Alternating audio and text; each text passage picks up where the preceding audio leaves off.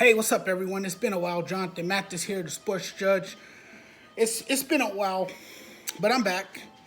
I'm back, and I'm here today to talk about the Los Angeles Lakers because the Lake Show is in the playoffs, and the Lakers are, you know, trying to repeat as NBA champions. Well, that task is a difficult one.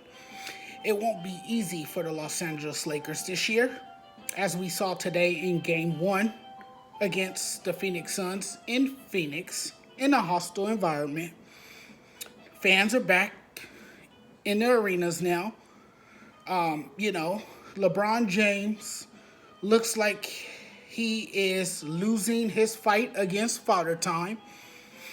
And, I want Laker fans to understand that my job as a sports writer and podcast is not to be a cheerleader. Yes, I support the city. I love our fans. I love defending our fan base. And I love covering the teams here in the Los Angeles sports market. That's what I do. But sometimes everything is not going to be pretty. And there are times that I have to be critical of the Lakers and how they perform. Some nights they're not going to play well, and I have to call them out for it. Tonight they didn't play well. Anthony Davis was almost non-existent in the game. He only scored 13 points. Yes, give credit to the Phoenix Suns defense for locking him up, slowing him down, making his afternoon a taxing afternoon, a very difficult afternoon. Hopefully the Lakers can make the adjustments necessary in Game 2. But the hope is that in Game 2 that they establish a post presence early. Feed the ball inside. Give Anthony Davis more touches early so he can set the tone in the game early. Devin Booker was spectacular today for the Phoenix Suns. He dropped 34 points, the most points by a Phoenix Suns in his Phoenix Sun debut. What a masterful performance by him. Ayton had a masterpiece himself. He looked really good. He had 20-plus points in the game. The Phoenix Suns played well, and their defense was stunning. Their defense was able to contain the Lakers. They were able to slow down the Lakers. But people don't want to hear me out. Laker fans don't want to hear me about LeBron. Look, LeBron, guys, is a step slower now. The Lakers, once again, we saw it against the Phoenix. We saw it the other night when they played the Golden State Warriors in the play-in game. They got outworked. They got outplayed. They got out-hustled. They didn't look like the dominant Laker team that we've seen last season. This is going to be a different year, guys. It is a different year. The Lakers don't look like themselves. They look like a beat-up, tired, defeated team. LeBron, to me, doesn't even look 100%. He's not as aggressive. At times, he looks passive.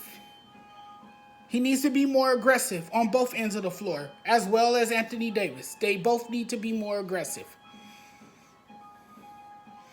But there is a tangible decline in LeBron's game. We've seen it again today. That much was evident in Game 1. LeBron missed shots that he usually makes. LeBron didn't attack the basket like he usually does. He wasn't driving to the lane. He wasn't using his body to draw fouls, to draw that contact necessary to get to the free throw line. We need to see more of that LeBron in Game 2. If the Lakers want to have a chance in this series, they're going to have to do things much differently. They got time to correct it. Game 2 is Tuesday night. But the Lakers played terrible today. Their offense was god-awful. And they have to make some changes going into game 2. They have to play a lot better. They have to play with a sense of urgency. They're lacking a sense of urgency. And they have not met the expectations this season. You know, today was a substandard performance. They didn't play up to their standards today. To me, it was a disappointing outing for the Lakers. But they're going to have to be a lot better because the Phoenix Suns are younger, they're more explosive, and they're hungry. They're hungry, and they're very confident now. After winning game 1 especially, they're very confident going into game 2. And they also have a floor general in Chris Paul, who came to that team and changed the culture by making an immediate impact on that team. Shadowing a guy like Devin Booker, helping him develop his game. Because that's the type of player Chris Paul is. He makes everybody around him better. But the Lakers are going to have to play a lot better. They're going to have to shoot the ball efficiently in game 2. And they're going to have to set the tone early. Their offense looked out of sync today. They looked out of rhythm.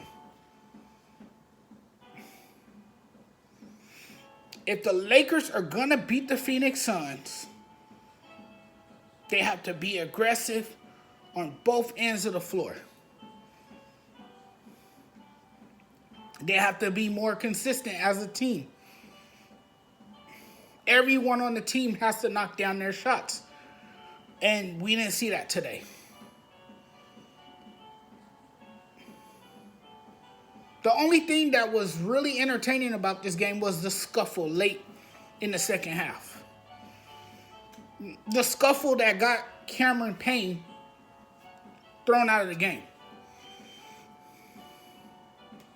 After LeBron was sent to the floor and was slow to get up due to what looked to be an apparent arm injury,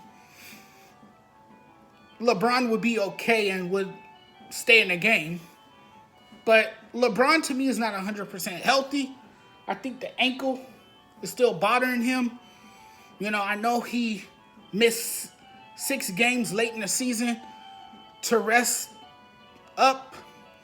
But I just think Father Time for LeBron is undefeated at this point, and people hate when I say that. But I mean, hey, I'm here to tell the truth. You know, my job as a sports writer and a podcaster is not to sit here and be a cheerleader all the time. And I'm not going to do it.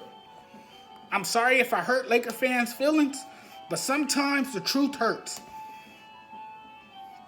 That's a famous saying that we hear all the time. The truth hurts, and it is what it is. So hopefully the Lakers turn things around in game 2. They make the adjustments. And they come out attacking early. See you guys later. You guys enjoy the rest of your Sunday. Take care. Thanks for watching.